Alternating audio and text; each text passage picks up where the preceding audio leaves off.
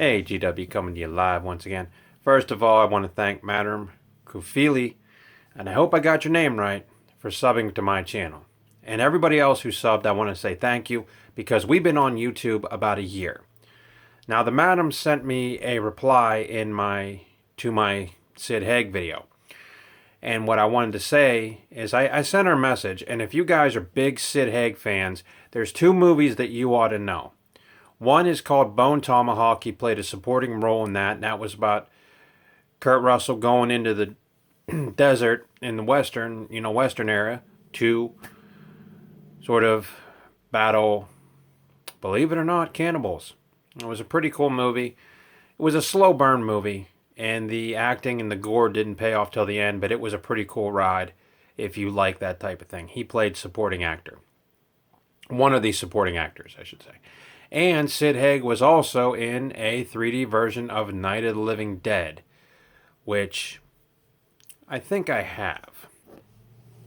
Now, this is a reimagining of the 1968 classic, which had its 50th anniversary not far from where I live in Evans City. I was not able to attend. I was on vacation, and believe me, guys, I am heartbroken over this. But thank God Evans City is the birthplace of one of the greatest films in horror history, The Night of the Living Dead. This is not it. This is, like I just said, a reimagining. However, every year, at the end of September, going into October, Evans City houses the annual Night of the Living Dead Halloween thing. So you might want to get on your internet, check it out for next year, because there's a lot of celebrities going to be there. Or some celebrities, I should say. But Sid Haig is in this film. Now, this film went largely unnoticed because of two things. One, it was a direct-to-video deal, and it is a reimagining. So you can imagine when people saw Night of the Living Dead 3D, they all jumped up for it, but when they found out it wasn't the original cast, they passed. Regardless, from what I remember, and I've only seen this thing a few times, it's that 3D that rivals My Bloody Valentine 3D, where you put on the paper thin glasses, guys, and you go to town. But anyway, I told the madam about this movie, and I think if you're a Sid Haig fan, you shouldn't miss it, because it's pretty cool. So, that being said, since we've been on YouTube about a year, and since I started around Halloween time, I know that one of the first things I did whenever I got on here was do a horror movie countdown. I think I did it a little bit after my first reviews. So we're going to start doing a countdown part 2. Now, if I duplicate any movies, guys, it's either because I didn't know, or because maybe I have something to say, or maybe I didn't realize that I talked about them. We're going to go back to the 60s. And these are in no particular order, so you can watch them. You can watch them any which way you can.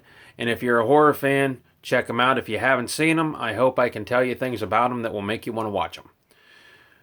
We're going to go back to 1968, folks. When Mia Farrow and John Cassavetes, two famous actors, one actor and actress, were in a Roman Polanski movie. Now, for those of you who do not know Roman Polanski, and I didn't know him till I studied the Charles Manson case. Charles Manson killed Sharon Tate. That's common knowledge. Everybody knows that. But Sharon Tate was married to Roman Polanski. Now, Polanski, since this film has been made, since the film I'm going to tell you about, he fled the country. He was told to come back because apparently of sexual assault or rape. I'm not sure which. And I don't even know the guy did it. So, because you don't know much about this cat. This cat is reclusive, this Roman Polanski guy. But anyway, he made a movie in 1968 that defined slow burn terror. Or, how do I want to say it? A surreal terrifying experience. And I'm talking about, guys, Rosemary's Baby. This thing is a monster of a movie, and you have to pay attention to every turn. Because in 68, they didn't make movies like this, guys. This is one of a kind in 68. Because when I'm telling you something, when Night of the Living Dead came through, that movie I just mentioned, and I believe it was made in 68 too, whenever it come through the Cineplexes, let's see, 1968, whenever it came through the Cineplexes, guys, it showed things on screen that no filmmaker had done. So George Romero put on there, content that was not seen before in Hollywood. So every filmmaker then picked up on it. Every filmmaker started being a little bit more edgy. They started, branching out, But anyway, back to this. This is a slow burn movie about Mia Farrow, or not Mia Farrow. Why'd I say that? Scratch that. Yeah, it was Mia Farrow. Sorry. Mia Farrow and John Cassavetes. And they play Rosemary and Guy Woodhouse. And what they do is that there's an underlying theme here in this movie that you don't really pick up till the last 20-25 minutes of the movie. They are the perfect married couple, except for one little thing, guys, is that Guy Woodhouse is a Satanist. What does Guy Woodhouse want to do? Him and his buddies want to conjure the devil and impregnate Rosemary. That's basically the entire plot of the movie, but it takes a long time to get to that point because they set you, the viewer, up. Roman Polanski does a great job of setting you up where you know something's just not right, but you can't pick it out of the air, guys. And what's interesting is that when she gets pregnant in the film, everybody starts paying attention. Everybody wants to be at her beck and call because she is carrying this son of Satan. And the one thing that's interesting, guys, is that you never actually see what she birthed. I'm not lying. Now, you will see this movie, and you will think that you have seen an evil demon. In fact, they actually did another movie. I think it was, what was it? They made a movie. I can't think of the name of it, and it bombed terribly. But it was about Rosemary's Baby growing up to become something. And I can't remember what it was called because it was pure garbage. And I'm telling you straight out, if you look that movie up on the internet, it's garbage. Don't mess with it. Unless you really like really corny, campy crap, then go ahead and check it out. But then who am I to tell you not to check out a movie, right? But anyway, the neighbors are played by Sidney Blackmere and Academy Award winner Ruth Gordon. Now, one thing about this movie is the atmosphere of it. In the beginning, Roman Polanski uses a lot of bright colors and then slowly descends in the dark. And what's weird is that this movie was probably one of the first films to show Satanism on screen. I think the next one that I would recommend if you like devil worship movies was The Devil's Reign. Check that out because it's John Travolta's big screen debut. But anyway, what happened was with this movie was interesting. It became a cult classic, huge horror, number one spot. And then it was revived not too long ago on broadcast television, which Rosemary's Baby would fit into a TV category because at the time, an R rating back in 68, guys, was comparable to a PG-13 now. So that's how far we've come, ratings-wise. But it is a classic, and it's a slow burn movie, and you really have to put in some time to check it out. But I watched it, and it's just as shocking today as it was back in 68. Now, if slow burn horror is not your thing, and I know a lot of it, is not, you know, a lot of it is basically, people want killing. They want the action. They want the suspense. They want the shootouts. They want all that right now. Well, the problem with that is you can have all that, but you need a good story. Okay? So, on that note, guys, I don't have the original film, but there was a film released, and this is the sequel to the film I'm about to tell you. It's called The Collection. The movie you guys want to check out is called The Collector. And it's done by the guys who have done Saw 4, 5, 6, and 7. And basically the story is pretty awesome. And the collection takes, the step further. But then some people said the sequel was garbage. I really liked it, but The Collector, the movie that I'm going to tell you about, it's about a guy working on a house for a millionaire. I think it's a millionaire. It's a rich guy. And he wants to rob this guy's house.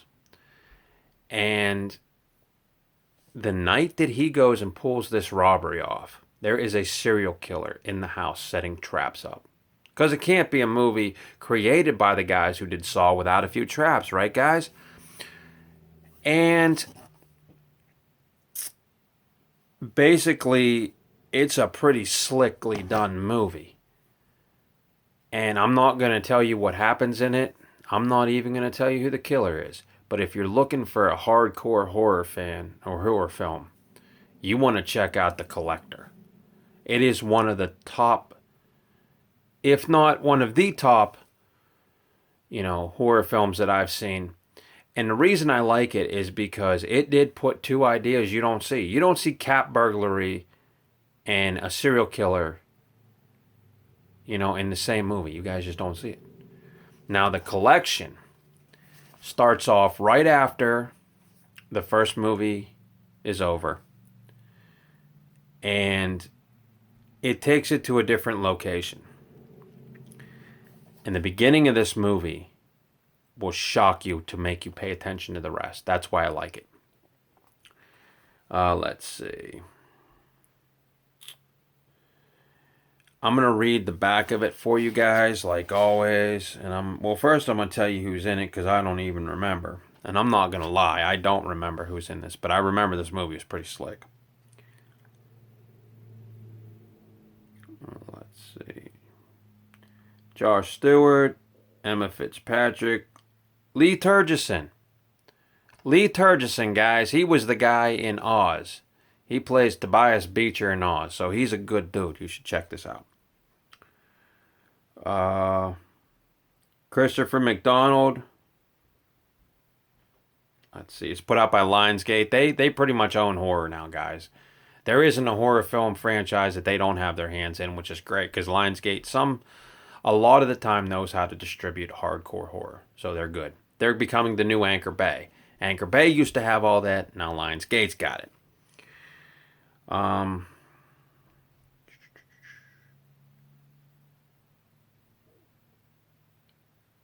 It's directed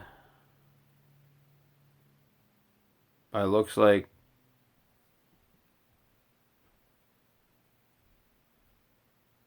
I can't read director, Marcus somebody or another. But anyway, two films you want to check out if you like hardcore stuff. And I wish I had the original The Collector on DVD, but I missed it because at the time it came out, I don't know, I wasn't paying attention, and I should have been. Guys, should have been paying more attention. Alright, guys, now we're going to talk about a movie probably no one who's watching has heard about.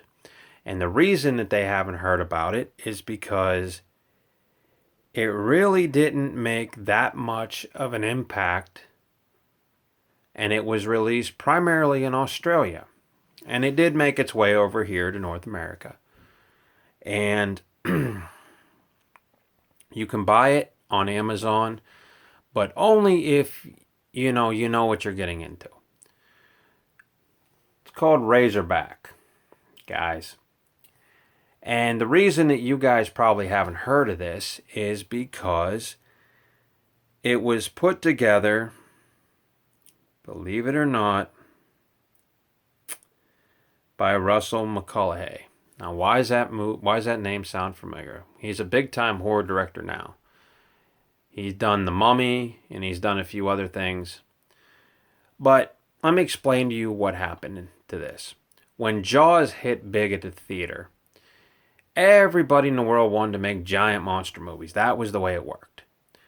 So Russell McCullough, this was probably his first venture. What did he do? He said, you know what? He said, I'd like to see Jaws set in Australia. And he wrote a script about a giant razorback boar. And I can remember going into Primetime Video and seeing this. It was in one of those big VCR cases, you know. Same picture. And when you look at that, guys, it does something to you when you're a kid. And basically, they didn't have the budget for a Jaws-like movie. So they put a lot of money into one attack scene. And the scene works, and it scares you into thinking that this thing is big and menacing. But when it came to the end of this film, the budget wasn't there. But this is a unique little film, and I liked it because it stars Gregory Harrison, and it's a short movie, and for what it was supposed to be, it works. And the way that the end of the film is edited, you feel like you've seen most of the creature. But the trick is you don't ever see the creature because they ran out of money to show the creature. That's right. But it was released in the 80s. I'm trying to see when. It was early 80s. I want to say...